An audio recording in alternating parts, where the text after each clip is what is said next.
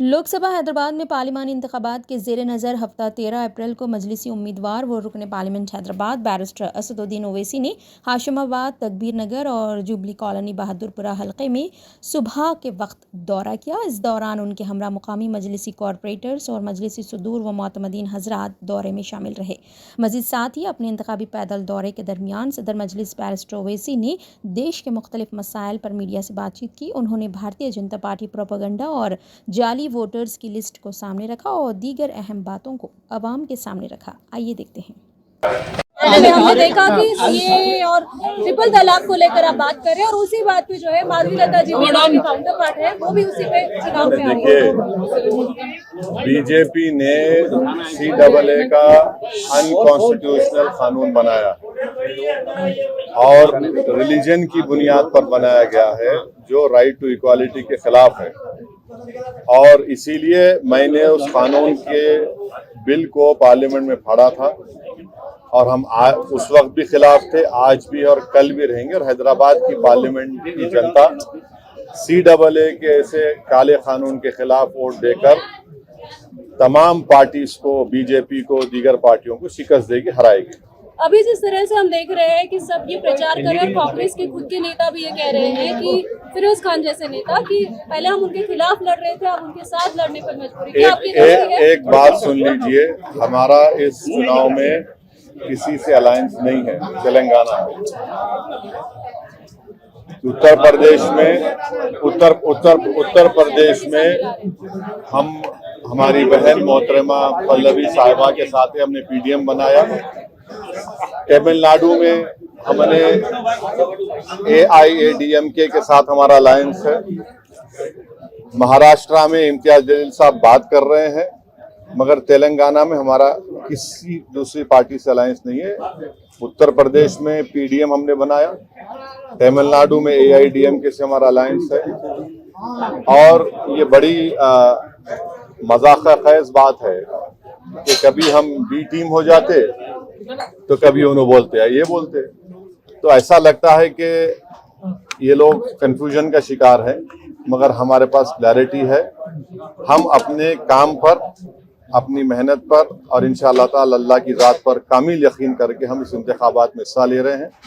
और मुझे यकीन है कि हमारे पार्टी के तमाम उम्मीदवार बहैसियत रुकने पार्लियामान MP कामयाब होंगे। सर, माधवी लता जी आरोप करते हैं कि आपके ऊपर, आपके यहाँ असेंबली पार्लियामेंट में तो तकरीबन 6 लाख से ज़्यादा बोकस होता है, जिसके वजह से आराम से आप हर वक्त 3 लाख वोटों से जीतते हैं। ऐसा है, देखिए, आपको समझने की ज़रूरत है। कम से कम आप तो अपने आप को उस लेवल पर नीचे मत गिरा दीजिए। आप माशाल्लाह से एक जिम्मेदार सहाफ़ी है, जर्नलिस्ट है, आप पढ़े लिखे हैं, आप थम्स अप नहीं है। और आपको मालूम कि हर साल जनवरी में नामों का इंक्लूजन होता है, उसके बाद लिस्ट आती है इलेक्शन कमीशन ऑफ इंडिया की तरफ से, मैं उसको हेड नहीं करता हूँ। फिर हर एक को एक टाइम दिया जाता है कि वो ऑब्जेक्शन दाखिल करे। उसकी टाइम ख़त्म हो जाने के बाद फाइनल वोटर लिस्ट आती है। फिर इलेक्शन से पहले एडिशनल एंड डिलीशन की लिस्ट आने वाली है। अब आप बताइए, इसमें मेरा क्या रोल है? और आप इलेक्शन कमीशन ऑफ इंडिया को आप गाली दे रहे हैं, इसका मतलब? तो ये ऐसा है, हर पार्टी आती है और चुनाव से पहले इस तरह की बात करते हैं, मगर रियलिटी तो कुछ और ही है।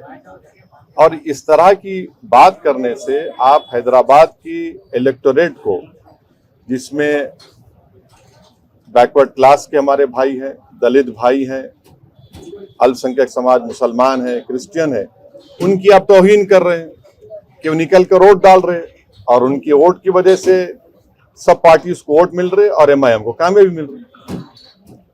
अच्छा, अब और कुछ आपको पूछना है? सर, तेलंगाना के चीफ मिनिस्टर एक नया मुद्दा उठाया सर, जो 60 साल पहले तो गवर्नमेंट जॉब था, जो 61 ईयर्स तक था, जो वैसे हुकूमत थी। आप बता रहे कि 33 सर्विस होने के बाद उसे रिटायर कर दिया। नहीं, मैं उस बारे में पढ़ा नहीं। अभी पढ़ने के बाद ही मैं कोई तफसील बयान दे सकता हूँ, अभी पढ़ा नहीं उस बारे में। सर, ये एक मिनट, बीजेपी जो कैंडिडेट है वो आपके लिबास को लेकर कमेंट्स कर रहे हैं वो दाढ़ी रखते हैं, मुछ निकालते हैं, कुर्ता ऊंचा पैजामा पहनते इससे हैं। कोई मुसलमान नहीं इससे बनते हैं। मुसलमान की आइडेंटिटी उन्हें तो ऐसा ही है ना, वो नरेंद्र मोदी ने भी कहा था कि लिबास देखकर पहचाने, उनका भाषण है। तो लिबास से नफरत है, मेरी दाढ़ी से नफरत है, टोपी से नफरत है, हिजाब से नफरत है, मेरे खाने से नफरत है, तो आपको मेरी वजूद से नफरत है। मगर हैदराबाद की आवाम नफरत को कामयाब नहीं करेगी, मोहब्बत को कामयाब करेगी। और जो लोग हमारी दाढ़ी के, हमारी टोपी